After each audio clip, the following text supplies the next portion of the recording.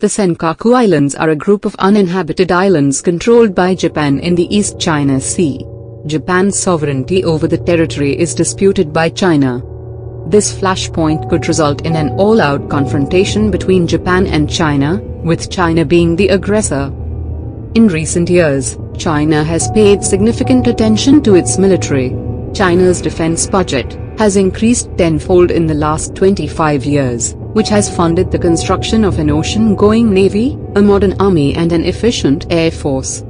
In particular, Chinese Navy has been strengthened to a large extent with recently fielded aircraft carrier, Liaoning, as well as fleets of submarines, destroyers, frigates, corvettes, replenishment ships, and amphibious assault ships.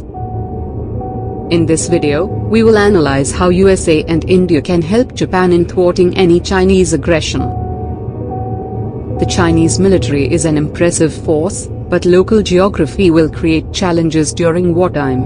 Japan controls a string of islands that form the Miyako Strait, which Chinese naval forces must transit to enter the Western Pacific. Properly fortified, the Japanese-held Ryukyu Islands could conceivably block passage of the strait altogether. Japan could use the Akos Islands to execute an anti-access, area denial plan in the Miyako Strait.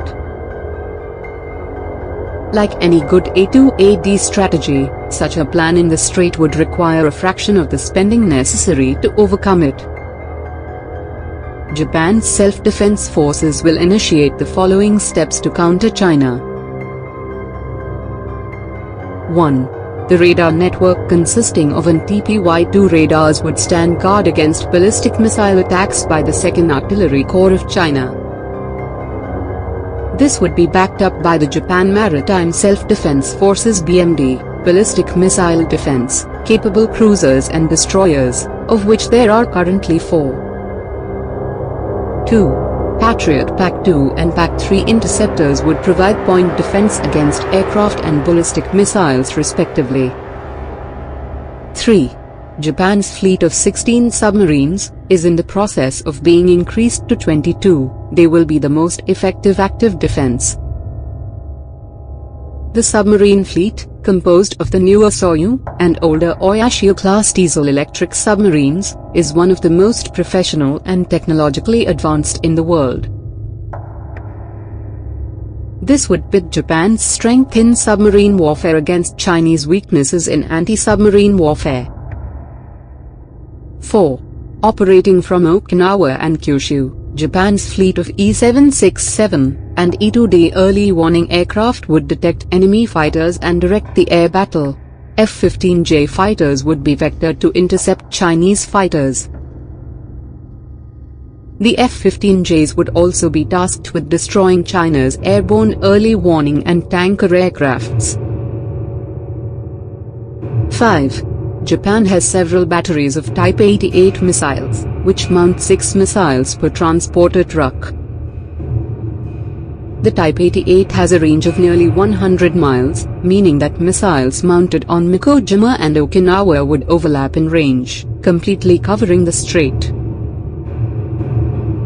This defensive configuration will be able to absorb the initial Chinese onslaught, and provide enough time to USA and India to get involved. USA is bound by the Treaty of Mutual Cooperation and Security to help Japan. For the convenience of viewers, here is a brief details of the agreement. The treaty was first signed in 1952, and was updated many times after that. Since Japan was disarmed after World War II, USA through this treaty, agreed to come to Japan's aid in case Japan was attacked by any other country. Under the treaty, both parties assumed an obligation to maintain and develop their capacities to resist armed attack in common, and to assist each other in case of military attack on territories under Japanese administration. To support that requirement, it provided for the continued presence of U.S. military bases in Japan. The United States Forces Japan, USFJ, is an active subordinate unified command of the United States Pacific Command, USPACOM. USFJ will swing into action and initiate encrypted communication to activate the security protocol. This will set rolling the following.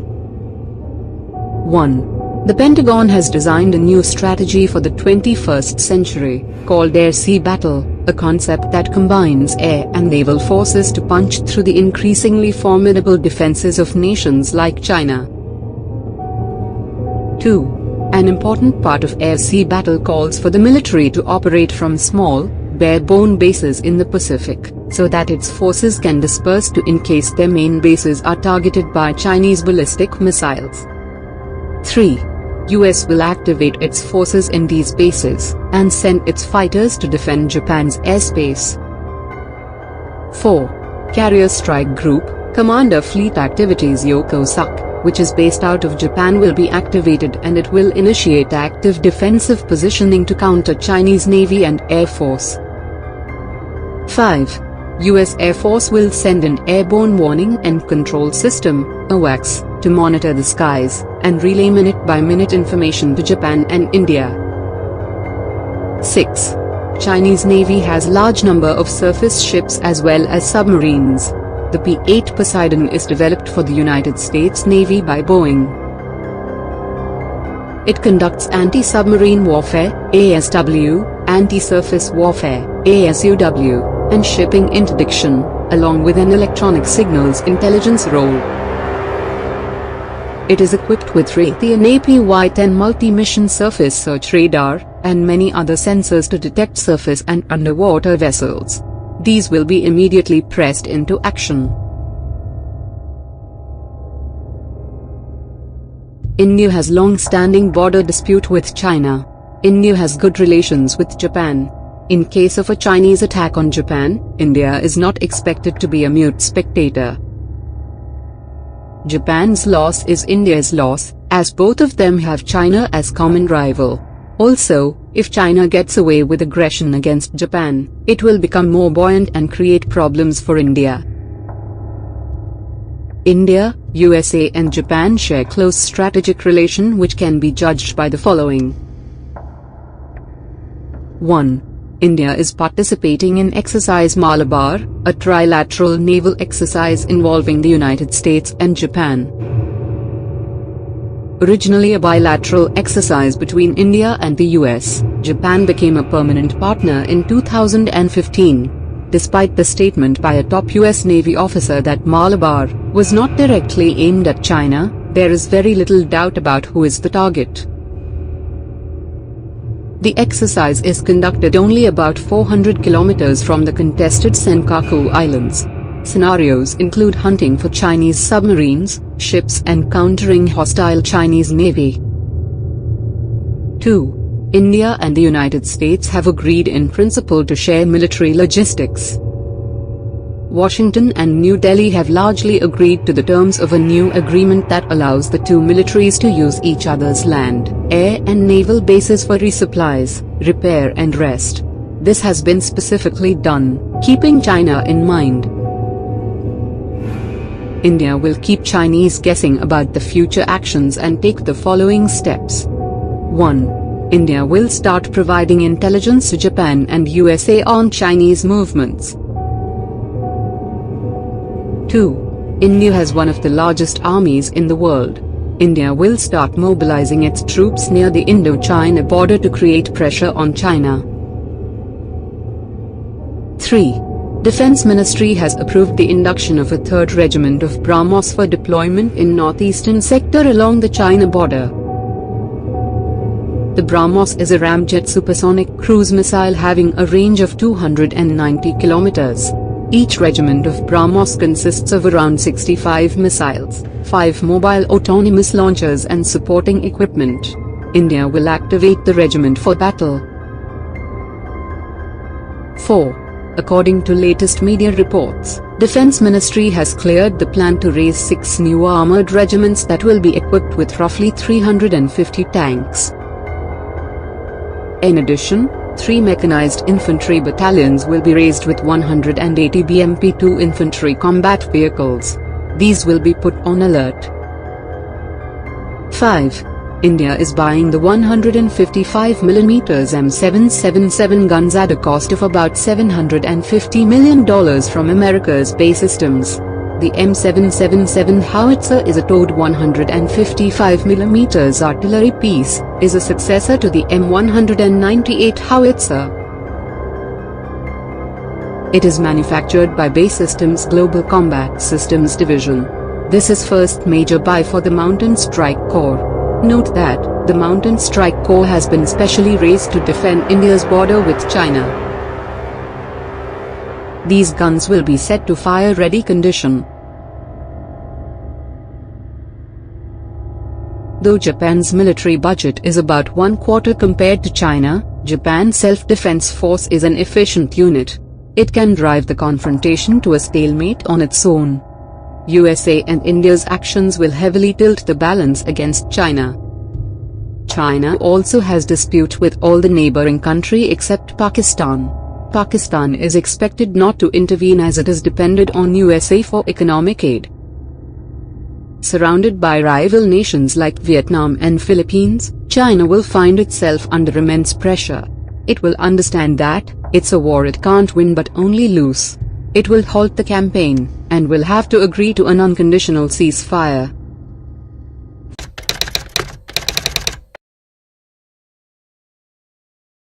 In recent past, China has been very aggressive in its posturing, and has shown intent in expanding its spheres of influence. There has been several border incursions and standoffs. In this video, we have listed 5 weapons that India is deploying to meet the Chinese challenge. The weapons are listed in increasing order of impact. Number 5. India is buying 145 M777 guns at a cost of about $750 million from America's BAE Systems. The M777 howitzer, a towed 155mm artillery piece, is a successor to the M198 howitzer. It is manufactured by BAE Systems Global Combat Systems Division. Under Make in India initiative, the gun's assembly, integration and testing will be shifted to India. This is first major buy for the Mountain Strike Corps. Note that, the Mountain Strike Corps has been specially raised to defend India's border with China. Artillery pieces don't get much limelight when compared to fighter jets or missiles, but are one of the most effective weapons in large-scale wars. They can obliterate armored regiments or infantry divisions, and can block the enemy from capturing territories. The M777 is designed with weight and size in mind. It is lighter than any other 155mm howitzer, having a weight of only 4,100 kilograms.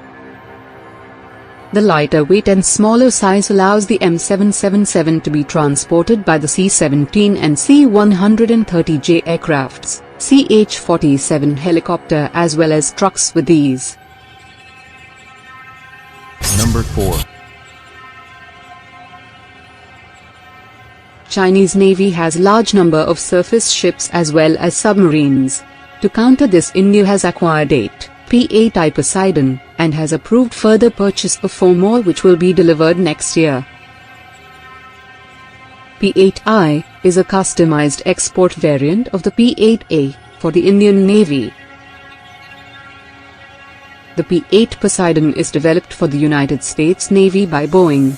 It conducts anti-submarine warfare, anti-surface warfare, and shipping interdiction, along with an electronic signals intelligence (ELINT) role. It is equipped with Raytheon APY-10 multi-mission surface search radar, and many other sensors to detect surface and underwater vessels. It carries torpedoes, depth charges, SLAMER missiles, Harpoon anti-ship missiles, and other weapons for offensive intervention. Having a combat radius of 2,222 kilometers, it is ideal for patrolling the vast Indian Ocean region, and neutralizing enemy vessels. Number 3. BrahMos is the only supersonic cruise missile in the world. It is jointly developed by Russia and India. It has a range of 295 kilometers, and travels at speeds of 2.8 to 3 Mach. It can be launched from submarines, ships, aircraft or land. Its speed provides little reaction time to enemy air defenses. Guided by navigation satellites, its own inertial navigation system or independent radars, it can precisely hit its target. India has deployed BrahMos in 3 platforms, which are as follows. 1. Kolkata-class destroyers is equipped with BrahMos, and will be guided by very powerful MF-STARS radar. 2. BrahMos has been fitted and successfully fired from India's frontline fighter, Su-30 Mki. 3. Army is inducting a regiment of land-launched BrahMos in Arunachal Pradesh, along the China border. Chinese do not have a defense against BrahMos. There is only one defense system in the world known to have high chances of defending against BrahMos, that is, Barak 8, which is jointly developed by India and Israel. Number 2. INS Arihant is the lead ship of India's Arihant class of nuclear-powered ballistic missile submarines. The 6,000-ton vessel was built under the Advanced Technology Vessel Project. It is India's first nuclear-powered submarine. Construction of 3 more submarines of this class is also underway. It has 4 vertical launch tubes, which can carry 12 smaller K-15 missiles, or 4 larger K-4 missiles. K-15 is a nuclear-capable submarine-launched ballistic missile with a range of 700 kilometers. K-4 is an intermediate-range nuclear-capable submarine-launched ballistic missile having an effective range of 3,500 kilometers. India currently possesses the ability to launch nuclear weapons from land and air. Arihant, armed with K-series missile, will complete the nuclear triad with the capability to launch nukes from sea. This way India will have a very reliable second strike capability and deter China from any misadventure. Number 1. Agni 5 is an intercontinental ballistic missile developed by the Defence Research and Development Organisation, DRDO, of India. Though the reported range of Agni 5 is 5,800 kilometers, it is widely believed that Agni 5 has a range of 8,000 to 10,000 kilometers. Even with stated range of 5,800 kilometers, it can hit most parts of China. It carries a 1.5-ton warhead, has a speed of 24 Mach and accuracy of less than 10 meters. Though exact details are classified, it is widely speculated that Agni 5 feature multiple independently re-entry vehicle (MIRVs), with each missile being capable of carrying 2 to 5 separate nuclear warheads. It is India's most powerful deterrence against any Chinese aggression.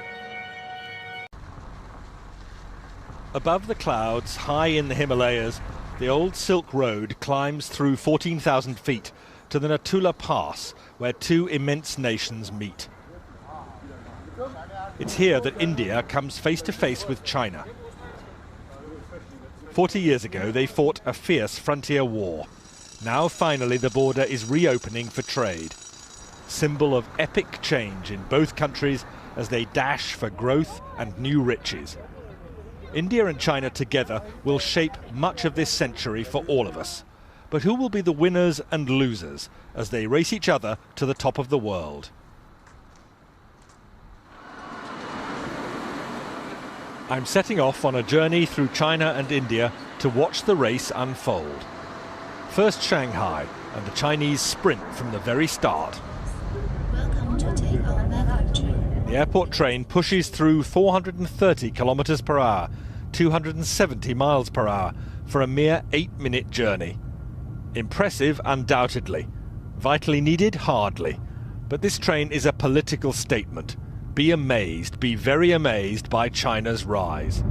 Once China decided it wanted the fastest train in the world, there didn't need to be any public discussion. This isn't a democracy.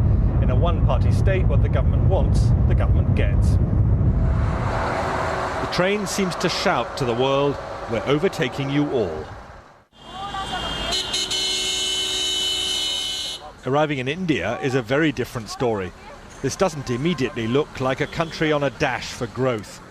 A taxi in Mumbai, the country's commercial capital, gives me far too much time for a close-up view of slums and jams. Most of India's roads are hopelessly inadequate, part of a lousy infrastructure. But what's holding India back? Partly it's the need to persuade people in overcrowded areas like this to move out of the path of modernisation. They can't be forced out of the way. It's called democracy. But how does it look to those creating the new wealth? Hi. Nice to meet you. What do you think would suit me? I can do all kinds of shoes. I like these ones. These are really smart. In Shanghai, Billy Wang's handmade shoes tell a powerful tale. Billy took me to his small factory, a tiny but thriving part of China's manufacturing boom. His workers copy from photos their customers' favourite shoes. It's all imitation, not innovation. The business is expanding very fast, like all Chinese manufacturing, and Mr. Wang certainly doesn't question China's system, which helps make him rich. I'm just a shoemaker. I just worry about my shoes. Nothing else matters to me. I just want to make good shoes. How much does your business and your future success depend on China's government? According to the Chinese way of thinking, the political system is decisive. Everything else comes second to this. And that's the message big picture China tells you too. In the new Shanghai, with its soaring temples of capitalism, the fast track to wealth has been produced by a rigid political system, communist in name only now. Shanghai's international port is part of national success built on an unwritten deal. Business stays out of politics, especially when the political system delivers so much. The port director told me he's immensely proud of what's been achieved. This area is for refrigerated containers. Over there, those are for hazardous materials. Most of these are for normal dry goods. This whole port was built in 1990. Every year, we're growing by 25%.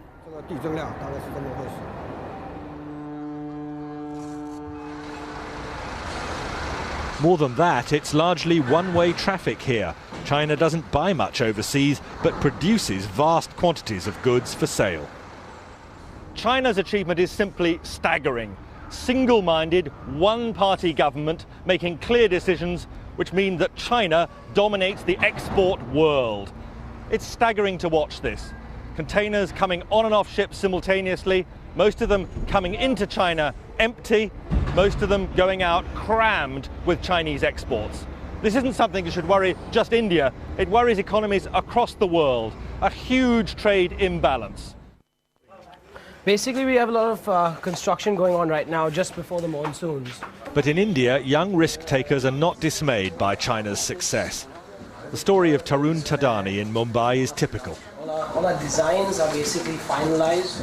Tarun is a man in a hurry to share in India's consumer boom, happening now. Tarun, still only 22, cut short studies in America to create this fashion accessories business. And the emphasis here in his design room, unlike China, is on innovation, not imitation. Here is all our new production. Next door in the workshop, a small team churns out low-cost fashion accessories for eager buyers among India's spreading middle class. Tarun insists India's cheap labour, combined with superior design skills, make a winning formula. We never copy directly. We spend so much time, consistently trying to make new products, new designs, new things out there, finding new trends, just keep developing in new styles. So is this an exciting time to be doing business in India? It's an exciting time because you can see things happening, India is moving very fast, but it's like a boat. But if we can sail or we can even sink. I can't speak for the future, but I can definitely say it is definitely bright. It's a good path, and I think we are on the right track. And big picture India? Well, that stress on skills drives heavy industry too. Here at Mukand Steel, they can't compete with China's bulk bog standard production. Instead, they make only high-value specialist steels, meeting Europe's most exacting standards. I'll tell you, life does not get hotter than this. At the heart of a steelworks in India, midsummer, it's almost unbearable. But the Indians are justifiably proud of what they're doing here, not just competing with huge producers like China with a massive output of bulk commodity steel, but here making some of the world's finest high-grade steel, competing with anything that could be produced in other parts of the industrialized world. Most of this steel meets India's enormous demands, but also goes for export. This is an area of heavy industry where India sees opportunities for massive growth over the next 10 or 15 years, and where the Indians are convinced they have a huge edge over China. Outside, away from the intense heat, I hear some fighting talk from the marketing director. India can catch up and then overtake China. And I don't think China can sustain this kind of high growth rate here for next 3 to 5 years. Is India While going to India's growth rate for last year was 8.5% GDP, the current year has begun with 9.5% in first 2 months. And I think as we go along, we see acceleration of the growth rate as all the industry segments are.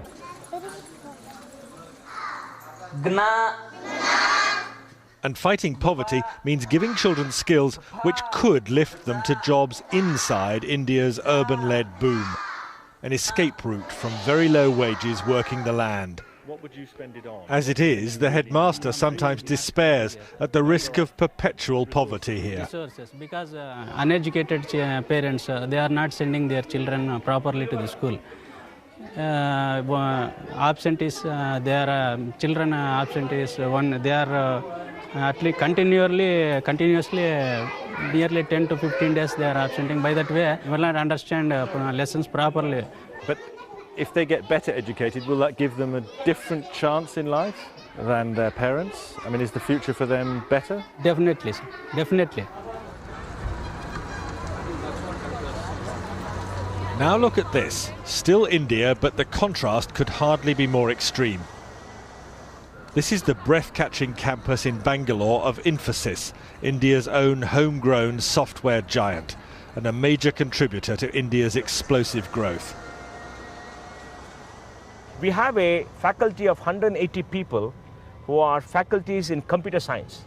This is possibly the largest computer science faculty anywhere in the world. Mohandas Pai, Infosys director, is showing me a vision of India's future. And the biggest emphasis of all here, no question, it's on teaching.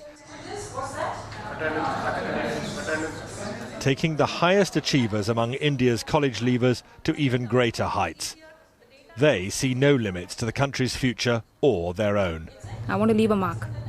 I'm looking at making a difference somewhere down the line. It's not like everything is already done. So there's so much that's yet to be discovered, there's yet to be tapped. So that way, there's a lot of scope to make a difference. Is this an... Number 5. Since 1970s, lot of progress have been made in SAM, surface-to-air missile, technology. SAMs play a very important role of anti-area/access denial. Any area defended by a modern SAM, like S-400, is very hard to penetrate, even by the most technologically advanced aircrafts. These systems are also economically more viable, as a missile costing $0.2 to $0.8 million can take out a $30 to $50 million plane. To defeat these systems, a new category of air-to-land missile have been developed. They are designated as anti-radiation missile, ARM. They are commonly carried by special aircrafts in seed role.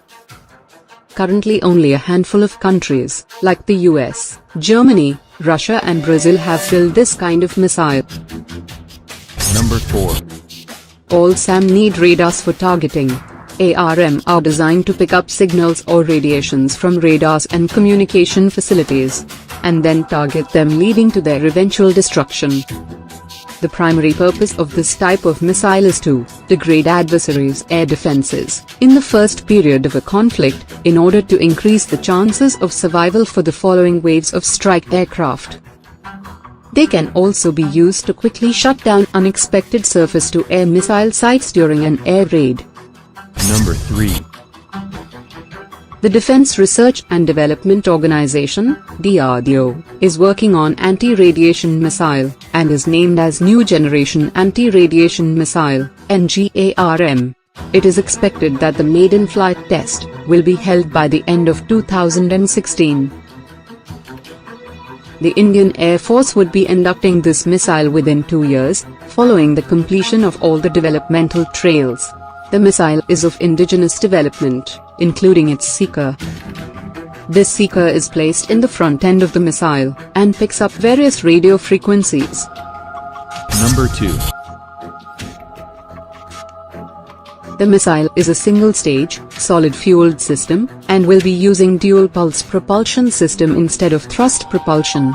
This is the first time DRDO is using a dual-pulse propulsion system.